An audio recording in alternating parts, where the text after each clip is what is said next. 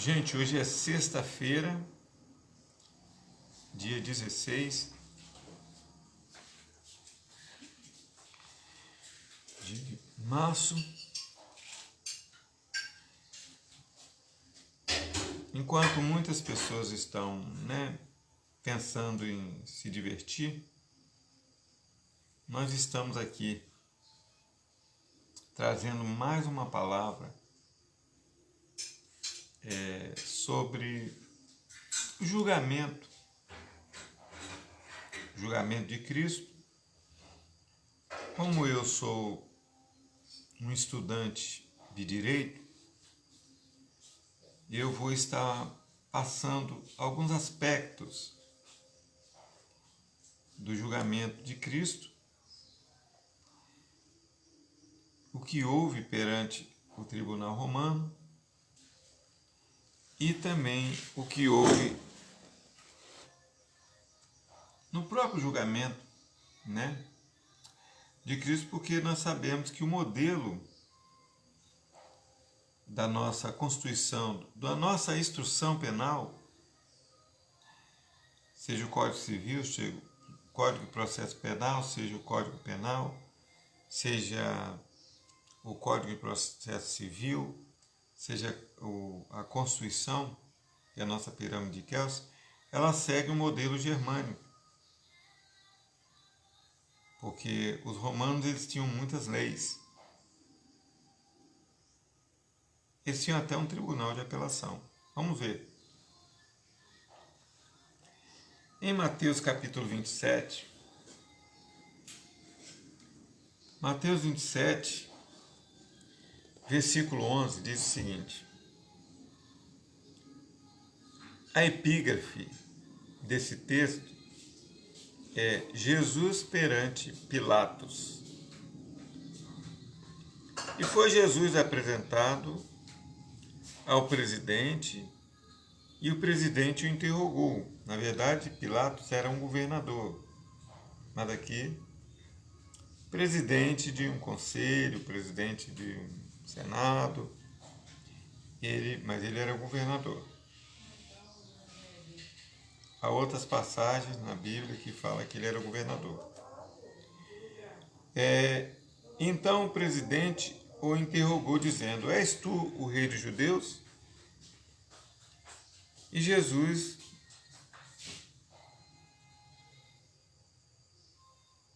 disse Jesus: tu dizes.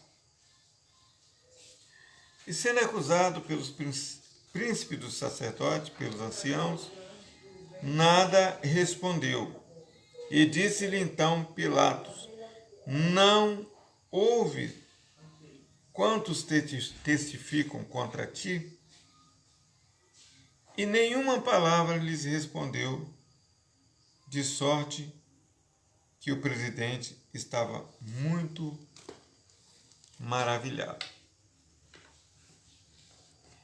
Então, na verdade, Jesus era judeu. E ele foi julgado perante um tribunal judaico. Ele foi julgado perante um tribunal judaico, chamado de Sinédrio. Eram aqueles que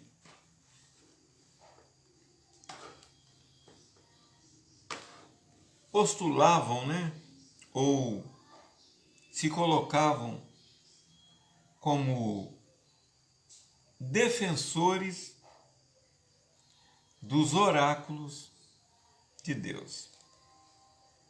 Mas não eram. Porque eles eram seitas que haviam entrado no poder por meios políticos espúrios no período interbíblico, ou seja, 400 anos. Deus não falou. Diz a Bíblia que Deus não falou.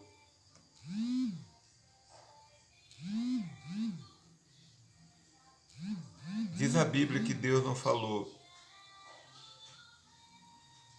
nem por Urim, nem por Tumim, nem por profeta e nem por visão. É um período chamado período interbíblico. Então eles entram, tomam posse, vão tomando posse aos poucos, vão fazendo vão fazendo parte daquele jogo político grego e romano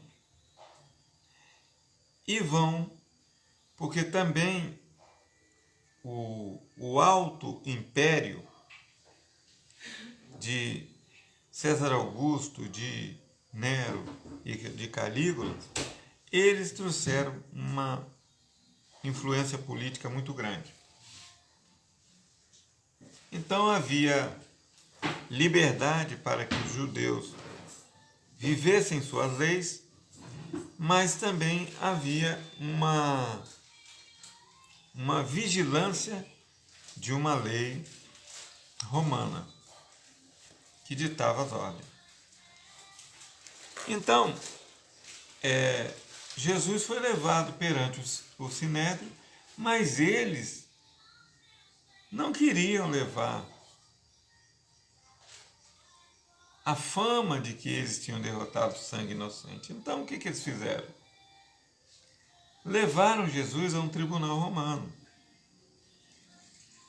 E quem julgava era o governador, que seria Pôncio Pilatos. Porque naquela época, os juízes e advogados, na verdade, quem era um magistrado nem julgava no sentido de hoje. Na verdade, quem julgava era o imperador, os reis, mas eles eram juízes, mas com uma função diferente. Em Israel era diferente. Havia realmente juízes como Moisés, como Samuel e outros mais. Mas Roma não. Como os juízes apenas seguiam um ritual, sem, contudo, julgarem conforme os reis e imperadores faziam, os governadores. Então, no direito processual penal brasileiro, nós temos o direito ao silêncio. Lembra daquela frase? Tudo que você disser pode ser usado contra ti em juízo. Essa frase é uma frase americana. Mas naquela época, como nós seguimos o modelo, os americanos e o Brasil segue o modelo da pirâmide de Kelsen, ou seja, um modelo de instrução penal, na verdade o Código Civil, o Código Penal, o Código de Processo Penal e Constituição, inclusive trazendo um conceito de, no caso da Constituição, de romper com essa estratificação quando fala dos direitos fundamentais. Então Jesus, ele teve direito ao silêncio. Direito a ficar calado. Outra característica do direito processual penal é direito ao contraditório. O que é o direito ao contraditório? Direito ao contraditório é o direito de falar. Direito de falar. Direito ao contraditório. Eu tenho direito também de falar. Eu também tenho direito de defender. Tenho direito de ficar calado, mas tem o direito de falar quando quiser. É o contraditório. Eu vou ser contra aquilo que estão me acusando. Então, nesse aspecto, Jesus só usou a palavra uma vez. Quando Pilatos diz, tu dizes, você é o rei dos judeus? Pilatos diz, Jesus diz, tu o dizes. Tu o dizes. O que você está falando é verdade. Foi a única palavra de Cristo.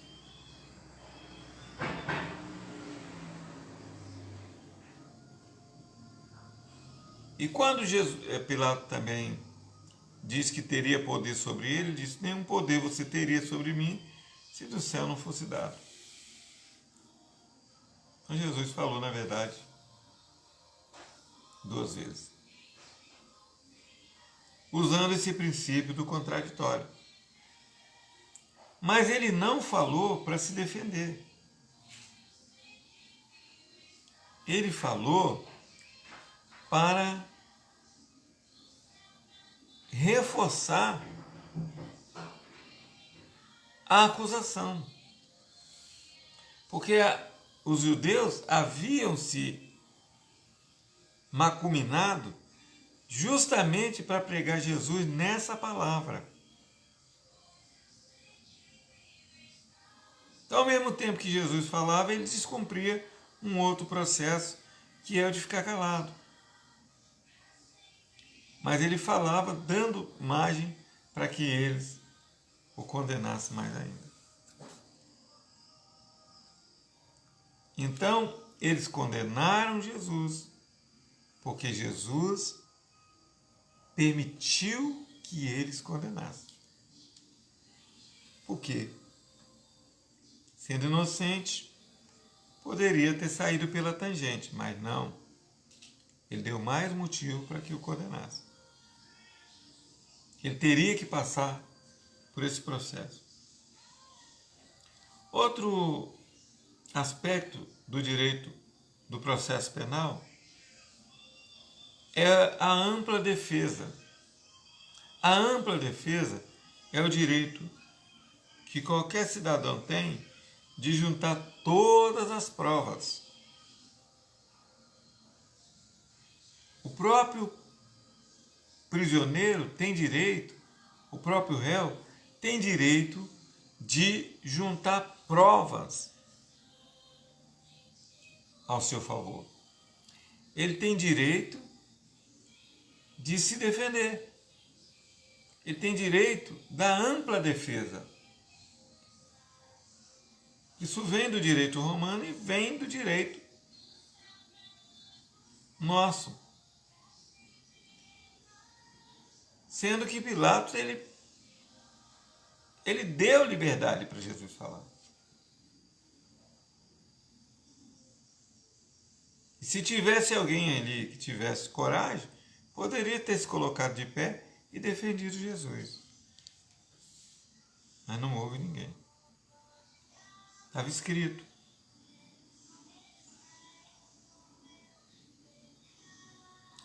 A presunção de inocência. O que é a presunção de inocência? É quando, mesmo esgotado todos os recursos acusatórios de que fulano é culpado, mas há uma presunção de inocência. Ele ainda tem o direito de provar que ele é inocente. Mesmo que o acusem, resta ainda a presunção de inocência. Mesmo que todos digam ele é o culpado, mas há uma presunção de inocência.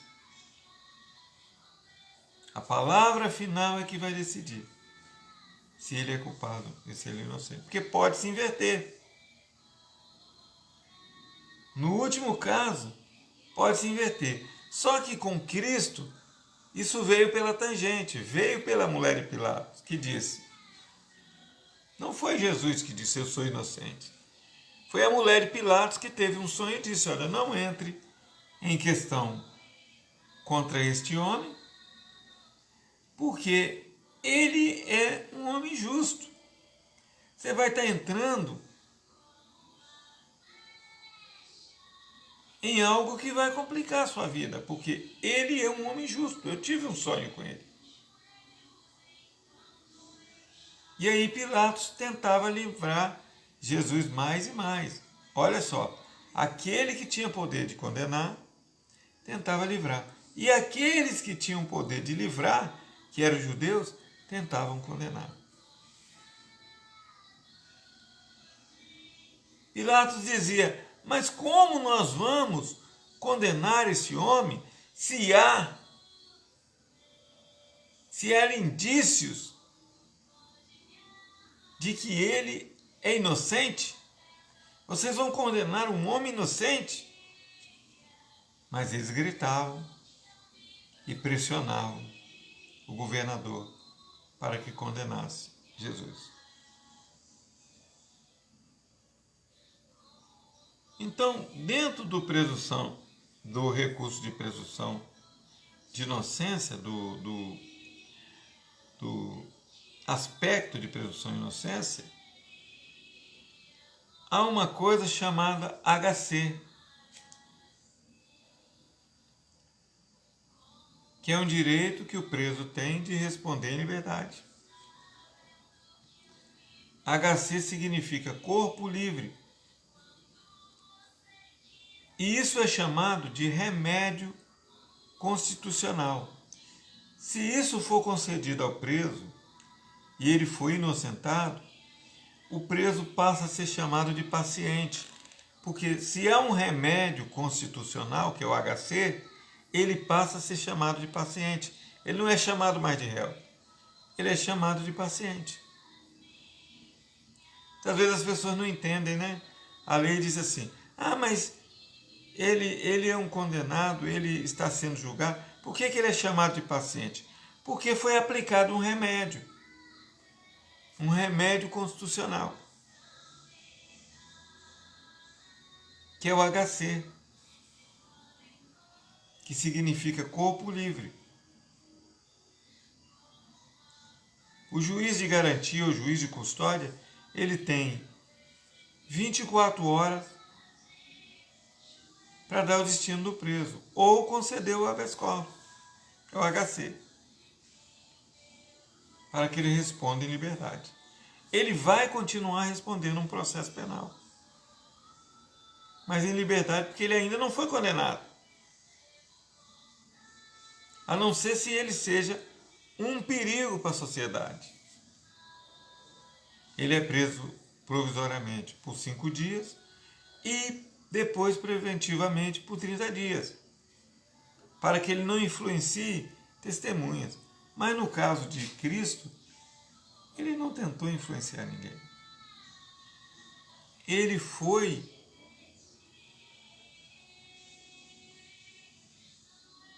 seguindo o caminho para o Gólgota.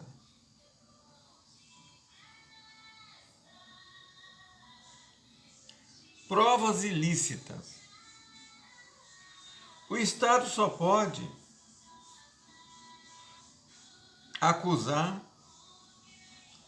se coletar provas dentro da lei.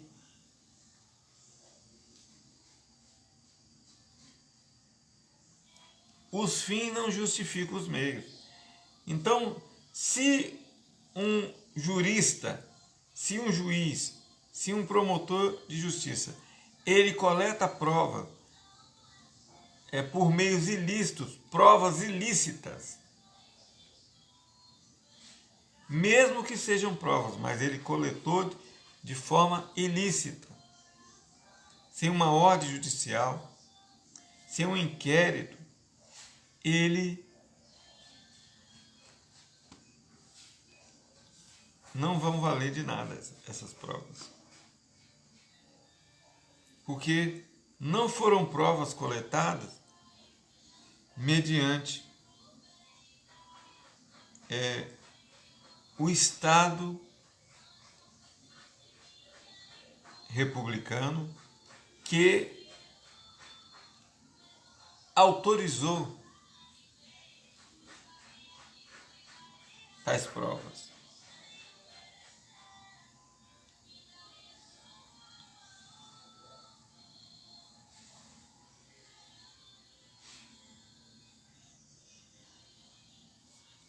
A coisa julgada.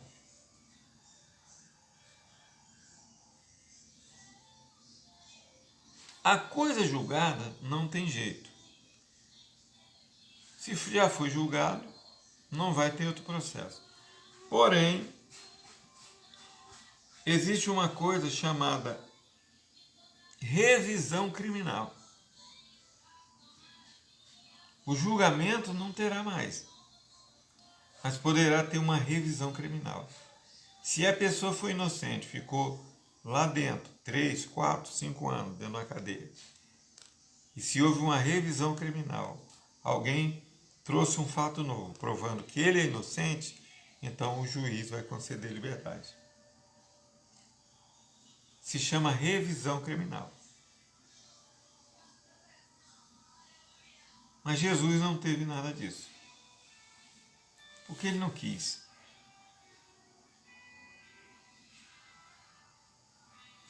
É chamado de nibis inibis.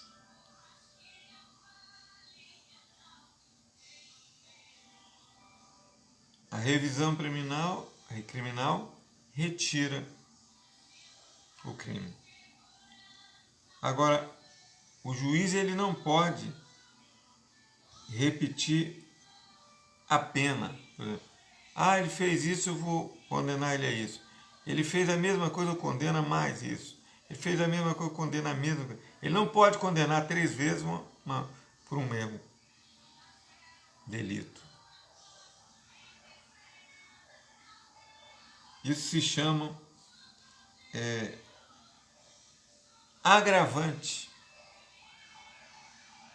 Ele não pode agravar a situação do preso se o preso não cometeu nada que agrave a sua situação. Ele não pode ser colocado uma pena sobre ele que ele não cometeu. Tem que ser julgado por aquilo que ele cometeu.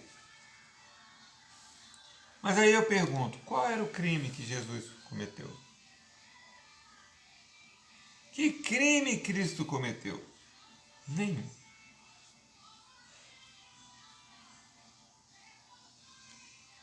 A outra parte do processo criminal se chama inquérito policial.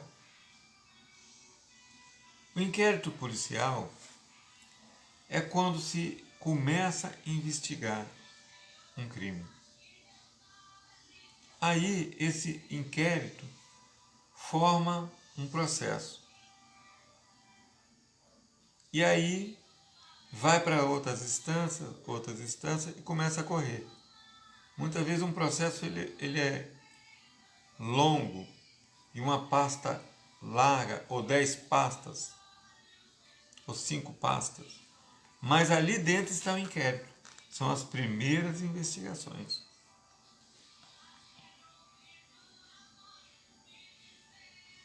Inclusive, né, eu sou um bom aluno questionador, né? Eu questionei o meu professor sobre a questão dos detetives, né? A Lei 13.432 de 2017 diz que o detetive que é um investigador particular, ele pode produzir provas, sim. Ele pode produzir provas que vão servir de base para o inquérito. Ele não pode instruir o processo criminal, mas o que ele descobriu pode servir de base para o inquérito. Então, o inquérito policial é quando se trata de preso comum. Mas para outros presos e outros condenados de outras instâncias, ele recebe outros nomes. Ele usa, ele pode ser chamado de CPI, ele pode ser chamado de impeachment,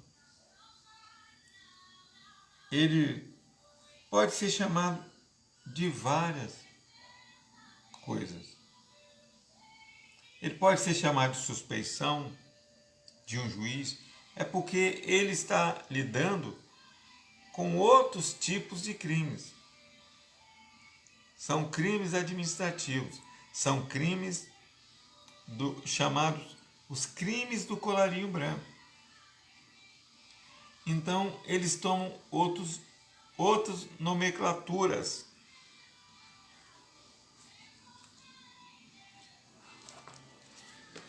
Mas e Jesus? Agora eu quero falar um pouquinho sobre a questão de Pilatos e Cristo. Apesar que houve uma queda depois do ano 7 depois de Cristo, onde o império, o alto império, começou a ter uma decadência, chegando a Constantino em 322 depois de Cristo. Quando Constantino ele deu uma de que era um cristão e permitiu que o cristianismo avançasse dentro de Roma, Roma já estava perdendo a sua força.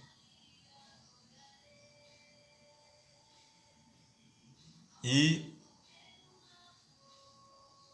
nós chamamos esse período de Baixo Império, porque imperadores mais fracos, que não tinham aquele poder de decisão, eles começaram a criar leis, mas que não tinham tanto impacto quanto os primeiros, como César Augusto, como Nero, como outros, do chamado Alto Império. Tanto que Constantino, depois de se decepcionar com o Império Romano, ele funda um outro império germânico chamado Constantinopla, cuja base era Constantinopla, que hoje é a Turquia europeia. Mas eu estou falando tudo isso para que a gente tenha uma visão do que foi o sofrimento de Cristo. Vejam que Cristo, ele fez o caminho inverso. Ele veio, de acordo com Filipenses capítulo 2, ele era Deus, se fez homem, se fez servo, foi até a morte e morte de cruz. Então, aquele que tinha o poder de julgar, ele foi julgado. Vejam, gente, aquele que era o juiz, que tinha o poder de julgar e de condenar todos, ele foi submetido a um julgamento, sendo inocente.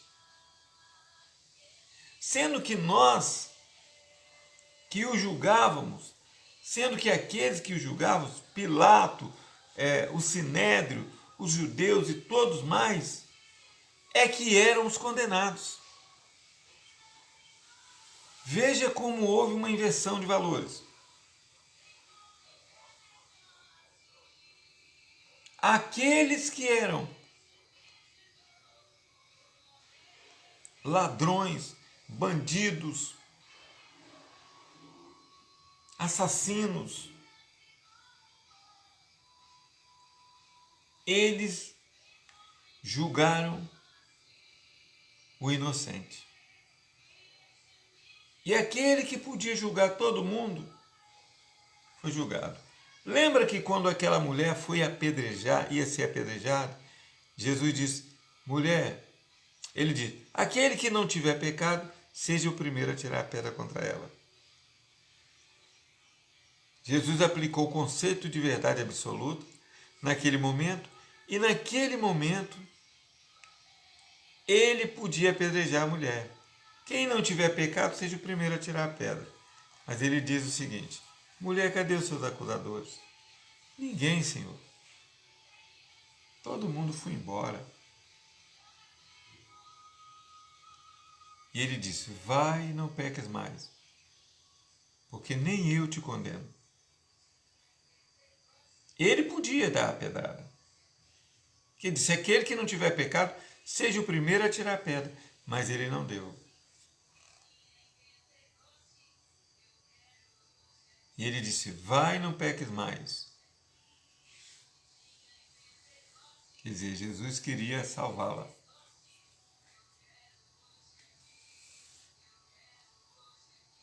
E agora, quando Jesus vai para a cruz, há um grande espetáculo. Ali estava um espetáculo. Ali estavam fariseus, doutores da lei, estava o povo humilde, seguidor de Cristo, estavam aqueles que o condenavam, estavam demônios, também ali havia anjos lutando por Jesus, para que ele não desistisse da sua missão. Então Jesus se tornou o grande centro daquele julgamento, onde anjos, homens, romanos, judeus, ladrões, havia um ladrão do lado dele que blasfemava, o outro se arrependia, dizia, lembra-te de mim, Senhor, quando entrarem no teu reino. E ele disse, na verdade te digo hoje, estarás comigo no paraíso. Então até na cruz ele salvou.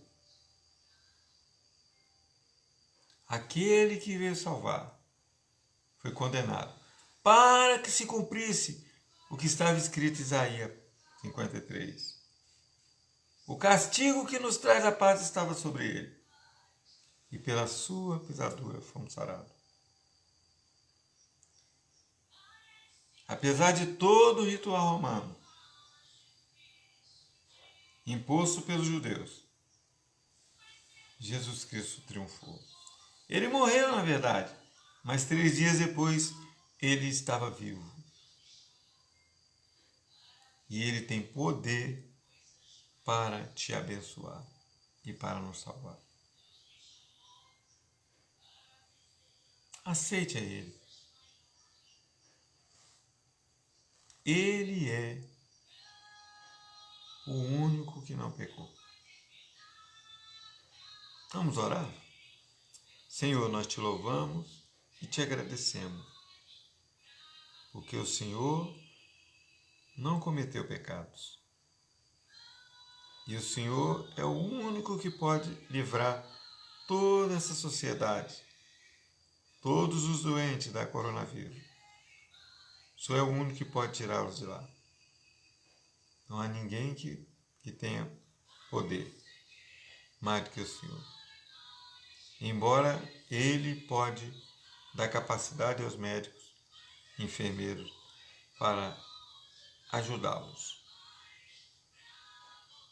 Mas só Ele pode dar a vida. E vida com abundância. Que o Senhor tenha misericórdia de todos aqueles que estão doentes ainda e precisam da tua visita. Eu te agradeço, Senhor, porque o Senhor tem nos livrado desse mal. E que o Senhor possa nos dar a vitória e a bênção, sempre, no nome daquele que morreu por nós, Jesus Cristo, o inocente. Mas que hoje é o grande vencedor da história. Deus abençoe a todos.